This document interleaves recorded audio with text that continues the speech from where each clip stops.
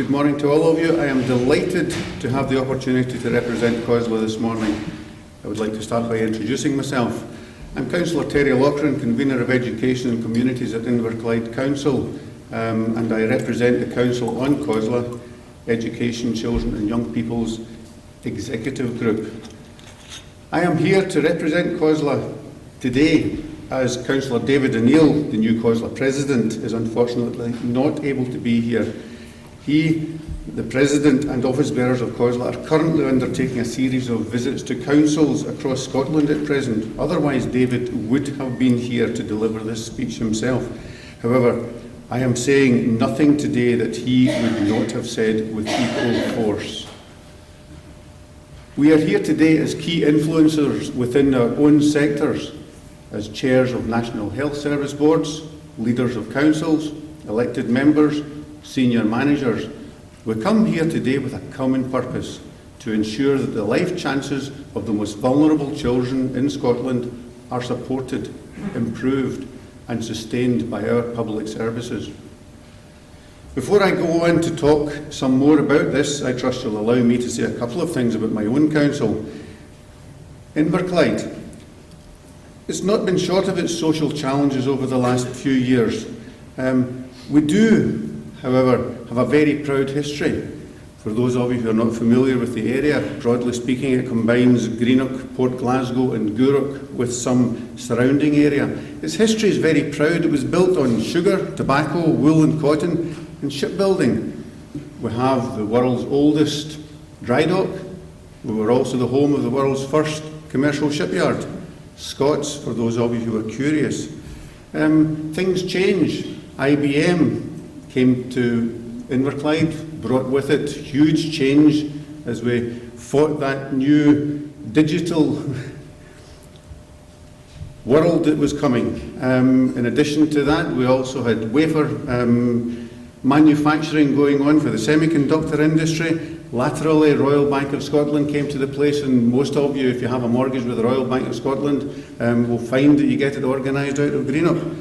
We have our challenges. We have an ageing population. It's a shrinking population. We have intergenerational now unemployment. We have our fair share, more than our fair share of deprivation and inequality. We have a challenging jobs market in Inverclyde and across Scotland. We also have a relationship with alcohol, which, combined with other things, leads us to a not insignificant number of people with chaotic lifestyles. We have opportunities, however. We have been working hard in our area with improving social housing. We have a regeneration programme underway. We're wanting to make the place look better. We're trying to encourage inward investment. We have a major initiative. Our major priority in Inverclyde is education. Next year we'll see every high school in Inverclyde completely rebuilt or renewed, and work underway in terms of primary school, new building and refurbishment, and also early years work. We have a leisure strategy. We want to build on the history of sport in this country. We also want to build on the legacy of the Olympic Games and the forthcoming legacy that we look forward to having from the Commonwealth Games. So we've invested in pitches, we've invested in sports stadium, we've invested in sports in our swimming pool. Some of you might not know that one of only 2 outdoor swimming pools in Scotland lies in Gourock, heated as well. We just invested £2.5 million in it. We also we have an ambition to make Inverclyde a destination of choice for tourism. It might come as a surprise to know that over 40 cruise liners docked or will be docking in Inverclyde over the course of this year.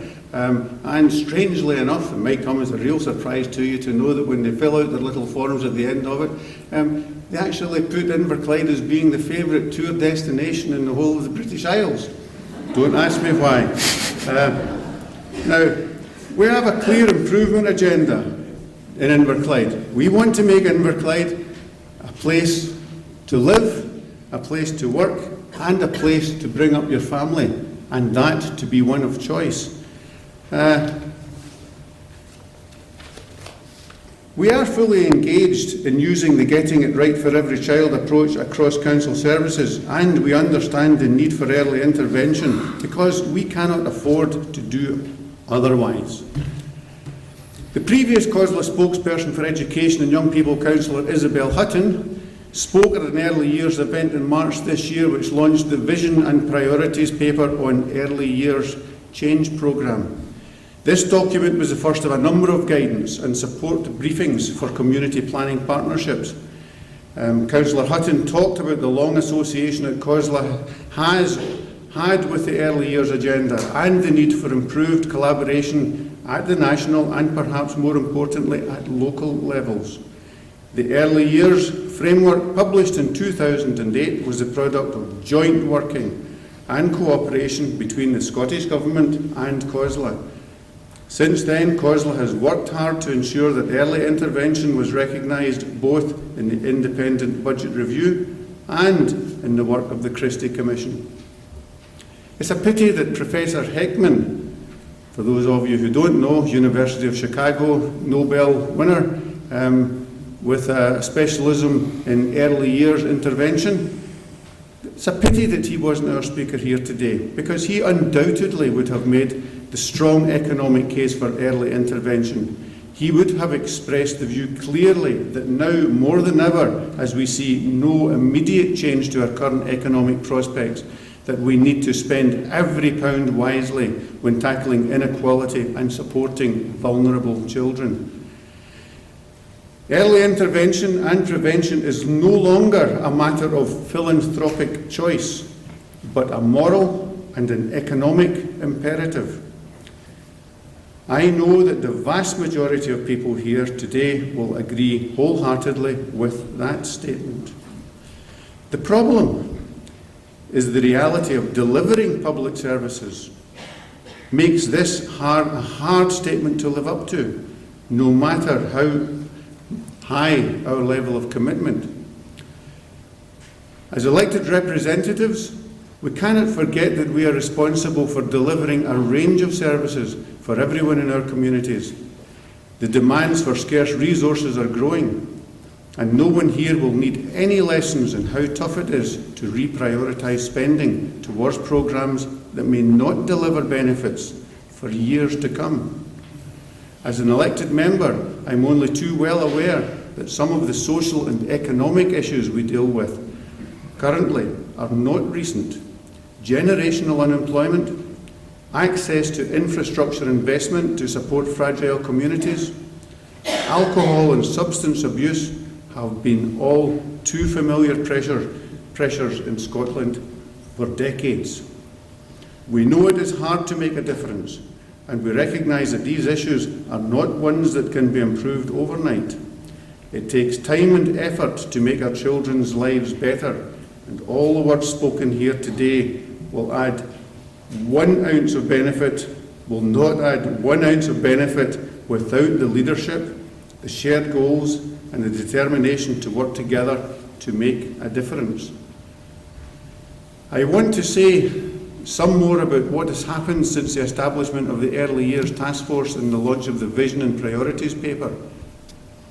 A number of work streams have been set up to look at culture change, workforce development, evidence-based interventions, family centres and early learning and childcare, and local service delivery. Work has also commenced to look at a range of key outcomes for the 3 cohorts of children and through pre-birth to 1 month, 1 month to 3 years, and 3 years to 5 years. That we want to support, and alongside that, support for parents and guardians is envisaged through the National Parenting Strategy to be published in 2 days' time. We also have the Early Years Change Fund, and I want to make a little time to talk about this and what is happening with the fund. COSLA supports the principles of the Change Fund, and we have sought to use our experience of the Health and Social Care Change Fund to ensure the success on early years. Local government is investing £105 million over the spending review, either as new money or part of existing commitments. Health is likewise allocating £117 million over the same period through a range of national health projects delivered to and for children in the age cohorts I have mentioned. This is a significant amount of money which, if invested jointly in the right way, could pay off in terms of reduced inequality and improved outcomes for children.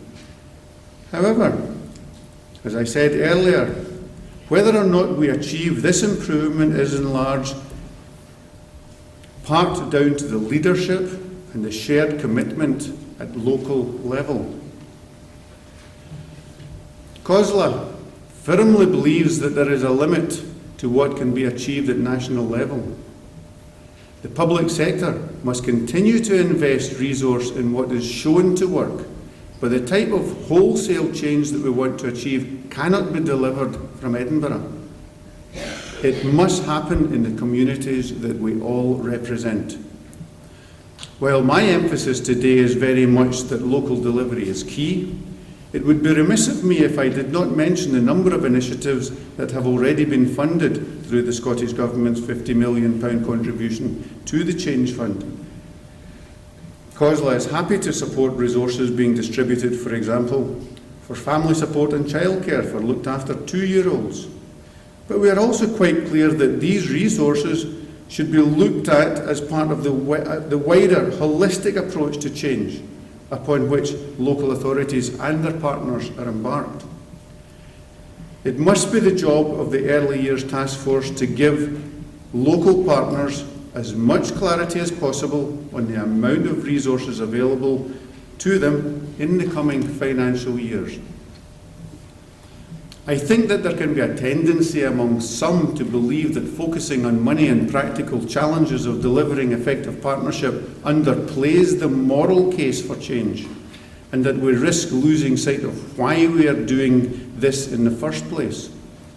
While I accept that tackling inequality is an emotive subject, we also need to be hard-headed enough to know what needs to happen to deliver results.